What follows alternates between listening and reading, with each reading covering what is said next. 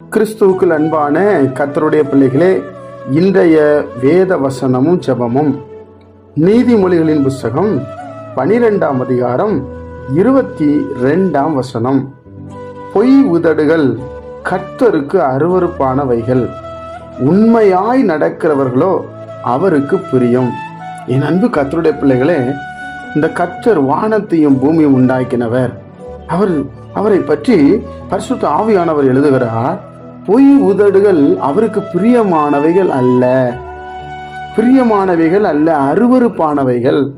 உண்மையாய் நடக்கிறவங்க தான் அவருக்கு பிரியம் என்று எழுதுகிறார். அப்போ நான் யோசித்தேன், பொய் உதடு வேற, உதடுகள்னா அநேகர் இல்லையா?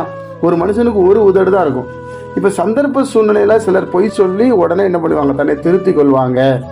ஆனா மொத்தமா சேர்ந்து ஒரு நீதிமானை குற்றவாளியா தீர்ப்பதற்கு இந்த பொய் உதடுகள் பேசும். அதனால ஒரு நீதிமான் குற்றவாளியா தீர்க்கப்படக்கூடாது. அதனாலதான் கர்த்தர் பொய் உதடுகள் கர்த்தருக்கு அருவருப்பானவைகள். என் அன்பு கர்த்தருடைய பிள்ளைகளே, இணைஞ்சி நம்ம ஒரு காரியத்தை பொய் சொல்லி அதை வாங்கும் போது அது தேவனுக்கு பிரியமில்லை. உண்மையாய் நடக்கிறவர்கள் அவர்களுக்கு பிரியம். உண்மையா நடந்தா அவர்களுக்கு பிரியம். அப்ப உண்மையா நடக்கணும், நம்ம முயற்சி செய்ய வேண்டும். நம் குறைவுள்ளவர்கள். இப்ப தனிப்பட்ட ஒரு மனிதன் தனிப்பட்ட ஒரு மனுஷியோட பேசும்போது சில நேரத்தில் ஒரு சில பொய்களை சொல்லக்கூடும். அதுக்குதான் அவர் மேல 19ஆம் வசனத்தை சொல்றாரு, சத்திய உதடு என்று நிலைத்திருக்கும், பொய்னாவோ ஒரு நிமிஷம் மாத்திரம் இருக்கும். ஒரு மனுஷன் பேசும்போது நம்ம ரொம்ப பொய் சொல்ல முடியாது, கண்டுபிடிச்சிருவாங்க. ஆனா மொத்தமா ஒரு 10-15 பேர் இணைஞ்சு 50 பேர் இணைஞ்சு பொய் சொல்லும் போது அது நீதிமானை இது தண்டனைக்குள்ளாக்கும் என்று நம்ம பார்க்கிறோம். அதனால பொய் உதடுகள் கர்த்தருக்கு அருவருப்பானவைகள். நம்ம பொய் சொல்ல முயற்சி பண்ணவே கூடாது. கர்த்தருடைய நாமத்தினால நம்ம தேவனுடைய பிள்ளைகள் சாட்சியா இருக்க வேண்டும். அதுக்கு நம்ம முயற்சி பண்ண வேண்டும்.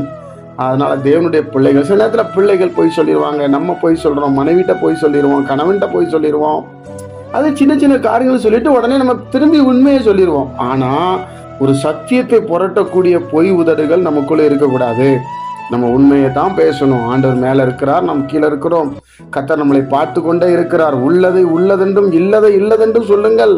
கர்த்தர் நான் ஒவ்வொரு நாளும் நான் கேட்கிற ஒரு கிருபை தான், ஆண்டவர் உண்மையை நான் பேசணும்ப்பா, எதையும் மறைச்சு பேசக்கூடாது. டிரான்ஸ்பரண்டா ஜனங்கள் மத்தியில நீர் விரும்புகிற மாதிரி சில காரியங்கள் நடக்கணும் சொல்லி நான் ஜெபிப்பேன். என் அன்பு கர்த்தருடைய பிள்ளைகளை, அப்போ உண்மையாய் நடந்தா கர்த்தருக்கு பிரியம், பொய் உதடு அருவருப்பு. ஜெபிப்போமா? பிதாவே, உம்முடைய குமாரன் இயேசு கிறிஸ்துவின் நாமத்துல வருகிறோம். பொய் உதடு உமக்கு அருவருப்பு. நீர் அருவருக்கிறத நாங்க செய்யாதபடி காத்துக்கொள்ளும். உண்மையாய் நடக்க எங்களுக்கு உதவி செய்யும். உயிரத்தில் இந்த ஆண்டுடைய வல்லமை எங்களுக்குள்ள இறங்கி வரட்டும். நீ நல்லவர் சுவாமி. இந்த நாளை எங்களுக்கு ஆசீர்வதித்து தாரும்.